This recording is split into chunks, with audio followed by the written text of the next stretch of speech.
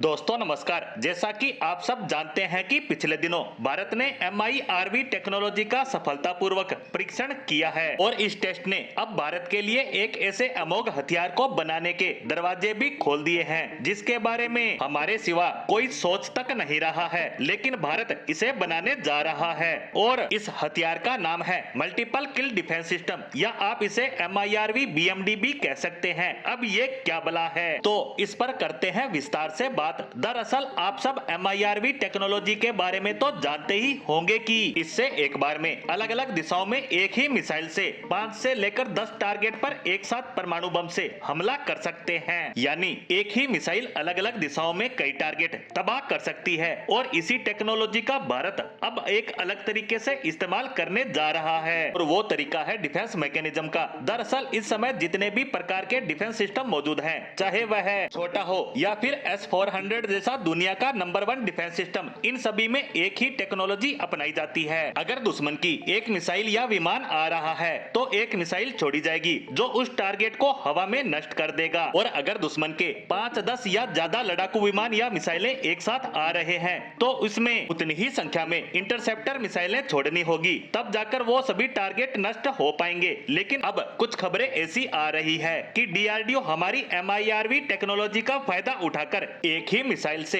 एक साथ 10 लड़ाकू विमानों को मारने की क्षमता हासिल करना चाहता है। यानी कि भारत ऑलरेडी एक डिफेंस सिस्टम बना रहा है जिसका नाम है BMD शील्ड, और इस BMD में हम एक ऐसी इंटरसेप्टर मिसाइल इंटीग्रेट कर सकते हैं जो एक साथ 10 से लेकर 12 विमानों या मिसाइलों को भारत पर हमला करने से रोक सकेगी। अब इसे ऐसे समझिए मानो हमारे किसी दुश्मन ने हम पर 10 परमाणु मिसाइलें दाग दी है। ऐसे में भारत को उन 10 को रोकने के लिए 10 की संख्या में इंटरसेप्टर मिसाइलें छोड़नी पड़ेगी। लेकिन अगर भारत इस MIRV टेक्नोलॉजी का इस्तेमाल करे तो हम एक ऐसी मिसाइल बनाएंगे जो हवा में तो जाएगी एक, लेकिन ऊपरी वातावरण में जाने के बाद उस एक मिसाइल से अलग अलग संख्या में इंटरसेप्टर वारहेड निकलेंगे जो हमारे दुश्मन देश की तरफ से आ रही परमाणु मिसाइलों की तरफ जाएंगे और उन्हें अपने देश ही नष्ट कर देंगे, जिससे कि भारत पर परमाणु हमला नहीं हो पाएगा। तो ये है उदाहरण। लेकिन अब बात करते हैं इसके मूल मकसद की। तो देखिए आजकल जितने भी एडवांस एयर डिफेंस सिस्टम है